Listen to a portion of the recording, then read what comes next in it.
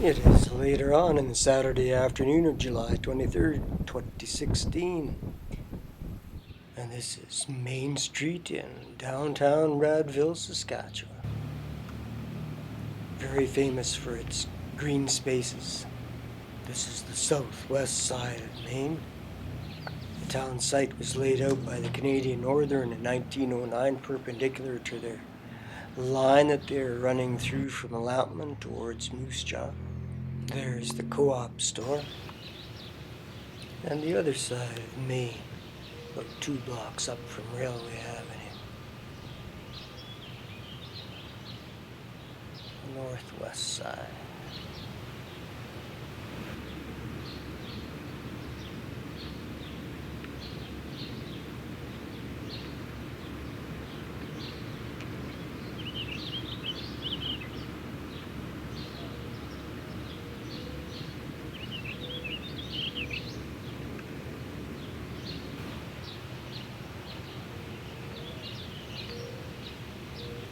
John Wheeler established the Borough Post Office of Wallendale on February the 1st, 1909.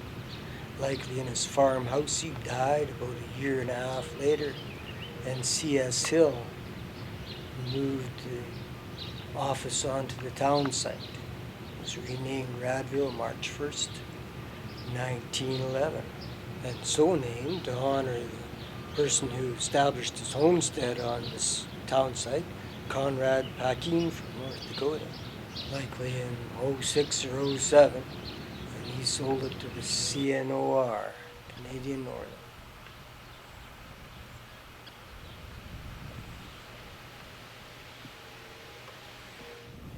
The town of Radville, or the village rather, of Radville was incorporated on January 3rd, 1911. Became a town May the 1st, 1913, and has a volunteer fire department, headquartered right in the town hall. Radville's population peaked at just over 1,000 in 1981.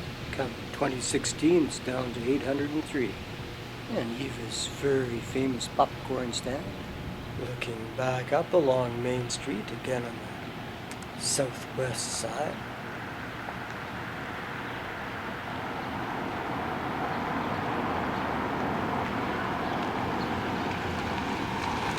Southeast along Healy Street.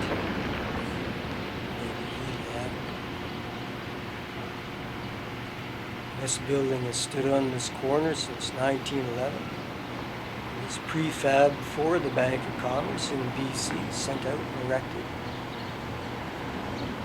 Prominent corner on Main Street. The Alley-Oop Bowling used to be the Oasis Theatre. The building has probably been there since the beginning. A very beautiful and well-preserved station to which the tourism office will move this year, they say.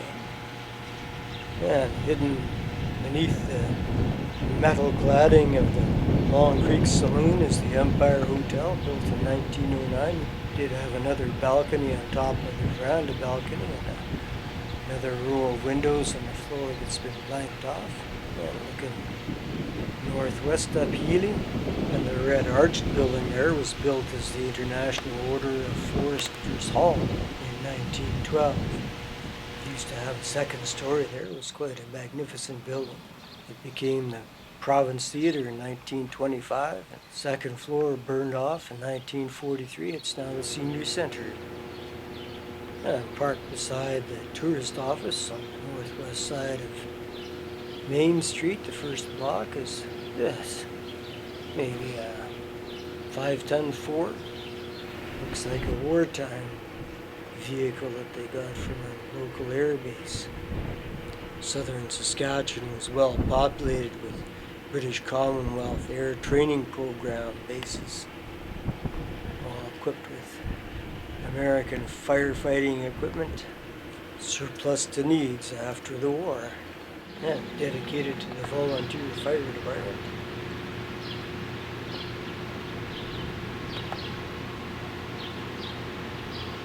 And a fine example of a Canadian Northern second-class station. It's just the designation. It didn't mean it was inferior to a first-class station. 1909, right there at mile 139.7 on the Lampman sub from Maryville. Farming settlers began arriving in this area in the mid-1900s from eastern Canada, United States, Scandinavia. Oh, there's C.R. Wilson enjoying a stroll. 3 lumber yards back in the day, livery barn, dentist, surgeon, everything you need. So the station was closed in 1978 and sold to the town in 1984 as a museum, and now naturally shares with the tourist board. Radville was a big railway town back in the day. It was a divisional point between the Lampman sub, which reached down from Maryfield out on the eastern side of the province, looped down through Lampman and came 140 miles across the Souris River to this point. And from here, the Avonlea sub reached up to Moose Jaw, some 88 miles away. There was a wedge of roundhouse, maybe 7 stalls here, water tower, coal dock, sand tower, lots of bustling activity and good money. The elevators would have been lined up just to our right here. Sioux Line Milling, likely built in 1909. The Saskatchewan Cooperative Elevator went up in 1911 and it was the last one down in 2002. The Gaynor Brothers Grain built in 1916. 1927 Crescent Elevator went up. Northern Grain built in 1928 and Canadian Consolidated Grain in 1930.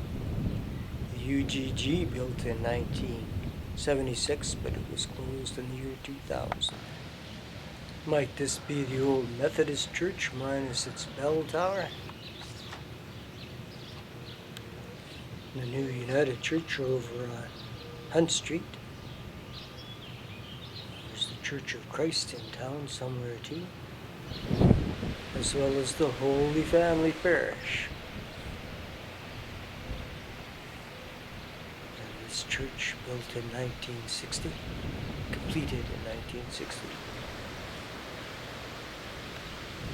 The south end of town on Warren Street. In 1915, Sisters of St. Louis of Charity arrived to begin teaching school in Radville.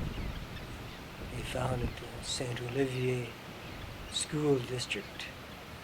And this used to be what was referred to as a separate school for Roman Catholics only, but these days they teach everybody their elementary grades, and when they graduate, they go to this school.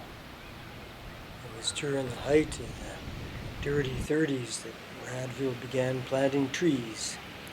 And it is now a veritable oasis. Oh, and an innovation center too. You can recreate at the arena here, the curling rink. There's an outdoor pool with a slide, golf course nearby. And every June there's the annual Long Creek Rodeo. And did I mention ball diamonds? Radville sits on the Trossach Plain, part of the bed of Glacial Lake Regina. This is moist mixed grassland ecosystem in through here. Lots of solozenic soils developed from the glacial till. Verisoils, some Chernozerms. Pretty good land. Zuricato off to the south and to the west.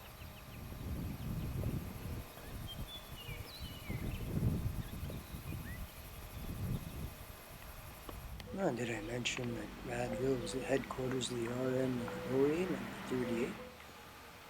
Yeah, there's a hospital, a care center, a medical center, volunteer fire department, as I mentioned, RCMP detachment. And you can dine at Hannigan's Grove,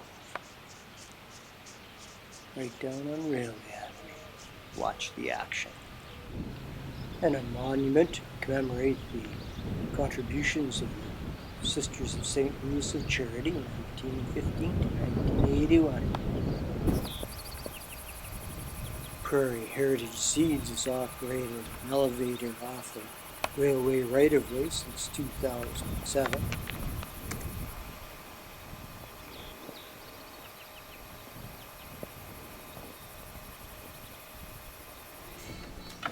Radville, Saskatchewan.